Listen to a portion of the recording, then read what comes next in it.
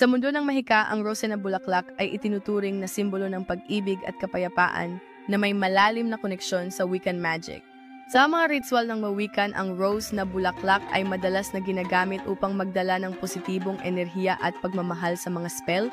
Ang mga kulay ng rose tulad ng pula, puti at dilaw ay may kanya-kanyang kahulugan at layunin sa mga Wiccan na ritual.